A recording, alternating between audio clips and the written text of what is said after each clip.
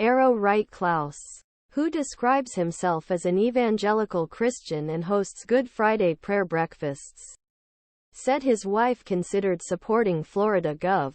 Ron DeSantis in Monday's Iowa caucuses but then turned to entrepreneur Vivek Ramaswamy.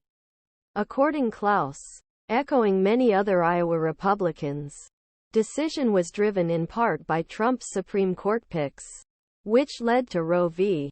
It led the breakdown of Wade cause and his alliance with some Christian leaders. But Trump's current legal troubles and his fight against what he calls the deep state prompted Klaus to make this analogy. He gave it to David in his fight against Goliath. That's why we as Republicans need to come together and stand behind him, Klaus said.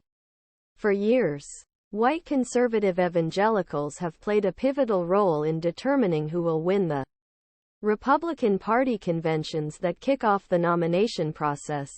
And Republican voters in the state are showing strong support for Trump this year. According to interviews with strategists and Christian leaders, the decision, some ways, reflects a shift from recent underdog candidates with deeper roots in Christian churches. They have embraced the past and Trump's enduring dominance across much of the GOP spectrum.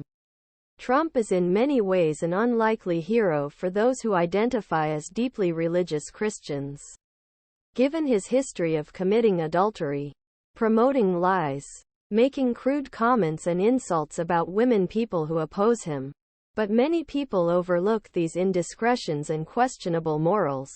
Support has changed from reluctance to enthusiasm. Many evangelicals now see Trump as their champion and defender, perhaps even their savior, said Barry Hankins, a history professor at Baylor University who specializes in evangelicalism. In my view, unwittingly, many evangelicals welcome authoritarianism and invite blasphemy. Evangelicals made up 2/3 of Republican caucusgoers 2016, when Trump fell short against Sen. Ted Cruz in Iowa. Sen. Ted Cruz has anchored his campaign reaching out deeply to the evangelical community and has solicited plenty of support. Born-again or evangelical Christians based on network login surveys.